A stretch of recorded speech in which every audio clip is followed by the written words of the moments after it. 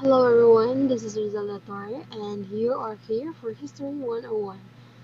So before we start, we need to learn what is history. History roots from the Greek word historia, which means learn by inquiry.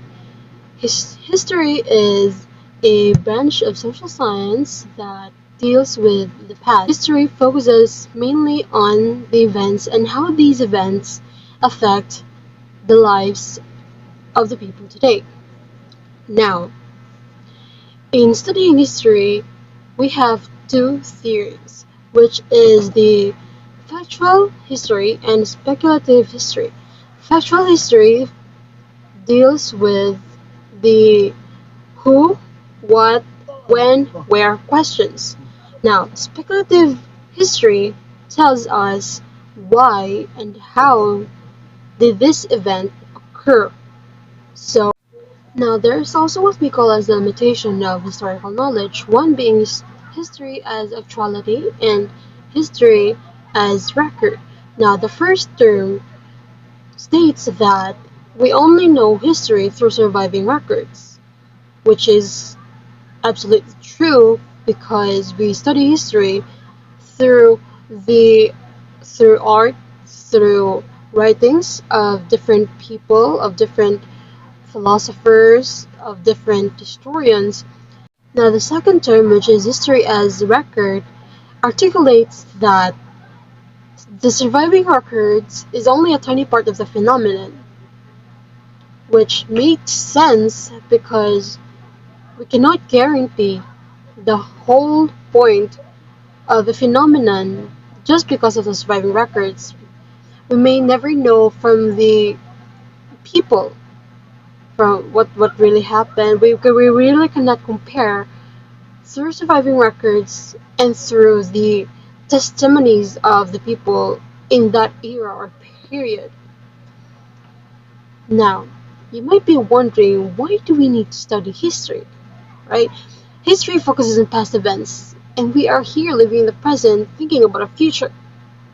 According to George Santayana in his Life of Reason in 1905, those who cannot remember the past are condemned to repeat it. So now, to start off our list, history helps us to understand people and societies. This includes diversity in culture, right?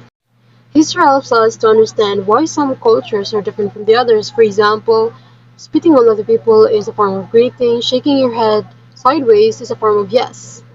Now, next on our list is to understand change and how society we live in came to be.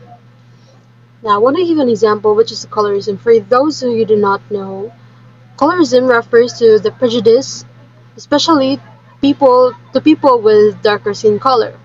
Now, in the Philippines, it is very prevalent to see people using glutathione products on their body. Okay, right?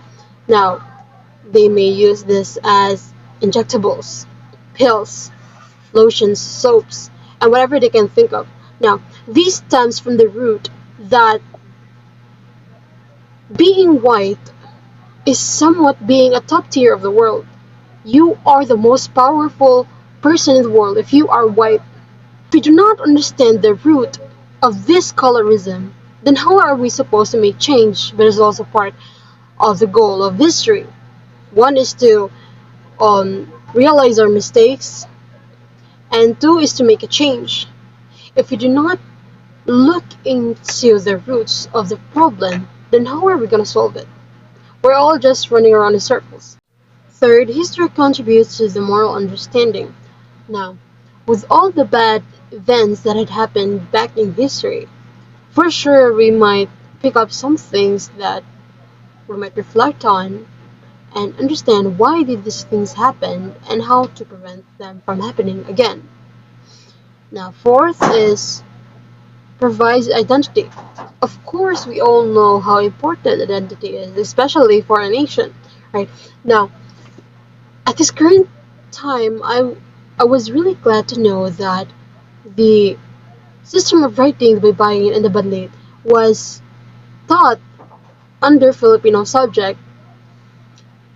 This is because the government or the academic institutions specifically gives importance in knowing and understanding our culture, which is important because for a lot of years in the Philippine history, we've always been enslaved by foreign cultures, traditions, right?